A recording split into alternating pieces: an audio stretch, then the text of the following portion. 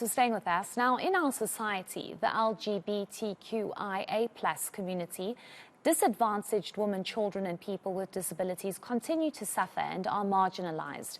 A non-profit organisation called Modern Community Foundation, which promotes education, upskilling and empowerment, has organised an I Am Me conference to bring everyone together to find solutions to problems that affect such groups. For more on this, we're joined by Revel Harris, who's the co-founding and managing director of the Modern Day Community. Thank you so much for your time. We do appreciate it.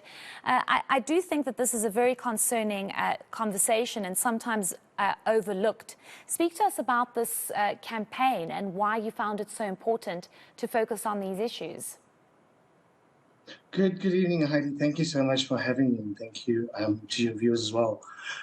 The reason why we want to have the IME conference is also to bring attention to the LGBT community, as well as persons with disability within the workplace, focusing on transformation specifically to see what has been done, how far it has gone, and what still needs to get done from different corporates who are our partners and also new partners that we're bringing on board to see what can be done to, not keep on marginalizing these two communities specifically within corporate. I want us to speak about the significance of this conference being hosted during Pride Month, but also the difference that communities and each individual can make in treating each individual as equal, whether they are part of a specific community or not. Precisely. So the beauty for us is the 13th of October, 1990, was the first Pride in Africa, which was in South Africa, in Johannesburg. And for us to have Pride coming up this year on the 29th of October is also a big focus for us to focus and zoom in on the LGBT community, to empower them and make them become better people, because their environment becomes better, and how corporates and communities can contribute to make things better is just by standing together, helping each other and building allyship to make sure that we overcome all the challenges that has been faced, and fought for many, many years ago, and that we still need to fight for to make sure the ones that come behind us have a better future as well. I want us to speak about what you expect to come out of this conference, how long it's going to be, and who can participate or contribute to this conference.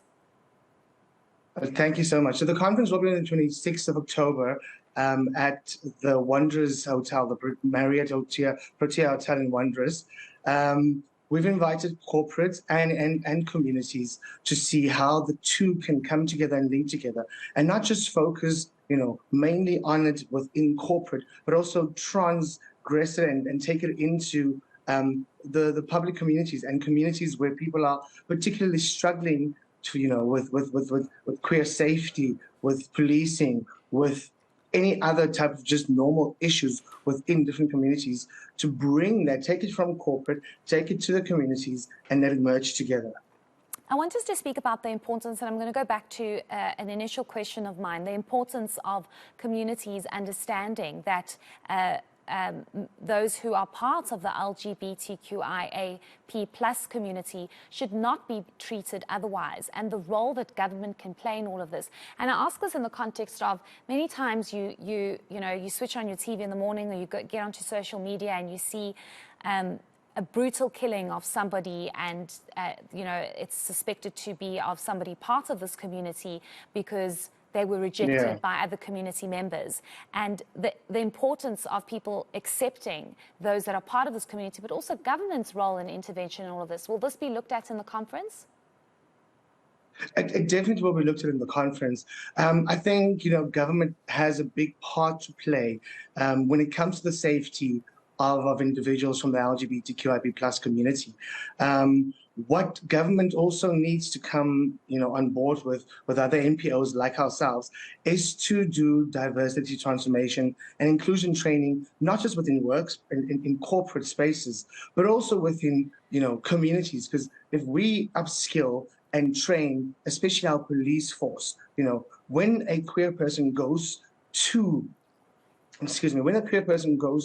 to a police station to lay a case, open up a case, of gender-based violence, whatever the case may be, that people know how to particularly handle every situation for every person within the LGBT community. That way we create a safer space and a more accepting space, not just for the policing, for the LGBT community, but as well as community members to also understand and know the challenges we face every day so that we can all come together and work together and create a greater allyship. Yes, I don't want to get into too much detail of what's going to be touched on in the conference, because I'm sure you're going to encourage people to go to this conference. But you touched on something that's rather concerning by saying that when a queer person goes to the police station, they should also be treated with that necessary respect. Are you finding that that's not necessarily the case?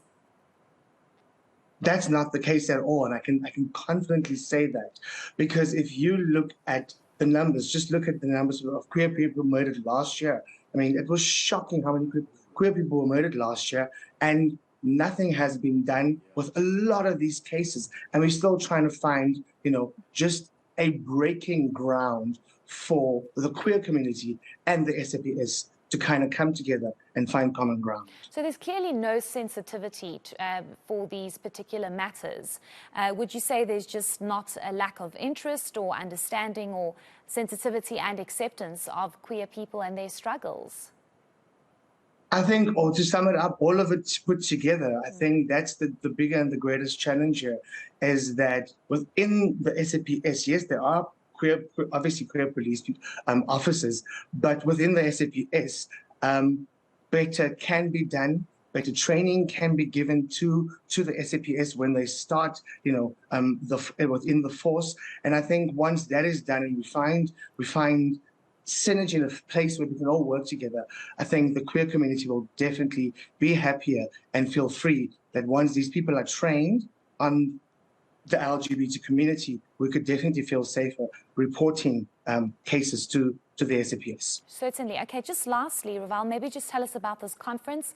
I know you briefly mentioned it, but it's called I Am Me. How long is this conference going to be, and how can the public get involved or attend this conference? So the I Am Me conference is a one-day conference which will happen on the 26th of October at the Wondrous Hotel in Wondrous. Our conference is proudly sponsored by the Bidvis Group, proudly South African, as well as Marriott Protea Hotel Group. The conference aims, to bring people together and make people understand that I am me. This is who I am. Before you see my sexuality or know my sexuality, see me as the individual that I am, presenting myself, not just the outer, but also the inner, so that you can understand I'm not just a loud and queer morphe. Sorry for saying the word, but I'm not just a loud and a queer who makes a noise, but I also am making a noise to make sure change happens, because change happened many years ago before for people like me. And I'm going to use my voice to make a change for people that come after me as well. Certainly. Well, we wish you all the best with your conference, and thank you so much for speaking to us. I think it's such an important conversation that's often overlooked. That was Revel Harris from the Modern Community Foundation.